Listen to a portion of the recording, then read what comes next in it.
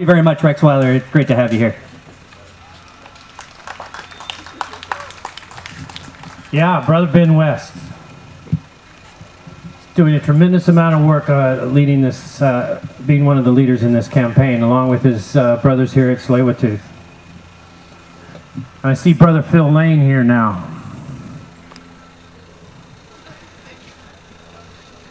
Okay, ladies and gentlemen, I'm so thrilled that we are hosted here by Tsleil Waututh, that they have taken the leadership in this campaign to protect and restore this sacred water, and that those of us in the environmental movement, Greenpeace, Forest Ethics, Wilderness Committee, and the other groups that are here, we are following the lead of the Tsleil Waututh people. That they have taken the lead in this campaign, and we are following them. Now, those of us in the environmental movement are aware of something somewhat disturbing.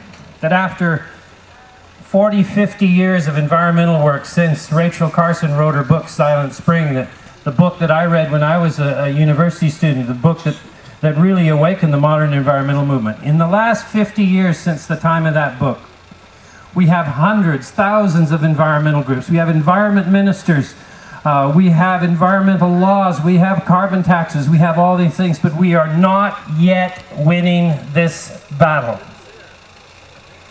With all the work we have done, we are not yet winning, and we have to ask ourselves, because every year we know that there are less forests, species are disappearing. With all our efforts, we need to do even more. And so when we ask ourselves, what are we doing wrong? What more do we need to do? I think in following my brothers and sisters in the Tsleil Waututh, I think I have learned some of the answers to that question. We're often very good at what we call critical thinking.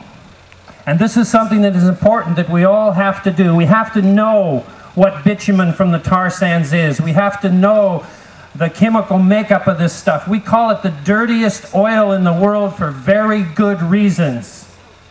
That bitumen from the tar sands that they want to ship on million-barrel tankers right through our inlet here, this is the most toxic, most dirtiest oil in the world. And we say that because it's more carbon into the atmosphere, because when this stuff spills in the ocean, the heavy parts of it sink to the bottom and coat the bottom and kill the life on the bottom of the water.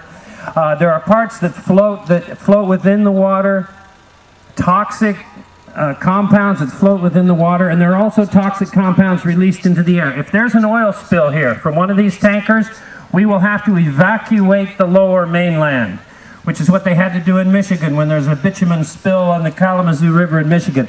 Imagine evacuating 2 million people out of Vancouver, British Columbia, North Vancouver. This will not happen. It will not happen. We will not let them. But there's more. There has to be more.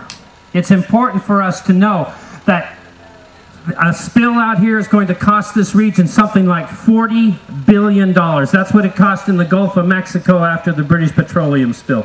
Who's going to pay that cost?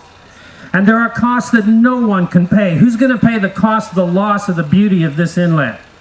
There's no amount of money that would pay that cost. We have to know and understand that. But there's more. We also have to do the creative thinking. We have to get beyond just the critical thinking about what Kinder Morgan is doing, and we have to do the creative thinking, which is to create the alternative future. Solar panels, windmills, alternative energy, more modest lifestyles, less consumption, less automobiles, better public transportation, bicycles. These are the things, these are the elements of this new world that we have to create. And this is the creative part of our brains that we have to get cooking to create the new world. And there's a third piece. And this is the piece that I've learned from my brothers and sisters at Tsleil Waututh. We're not going to win this just on the facts, and we're not even going to win it by engineering some windmills or some solar panels. This has to be done in a spiritual way. This is a spiritual gift, this inlet. This is a gift from the Creator, from the natural world to us. This is a spiritual gift. And for us,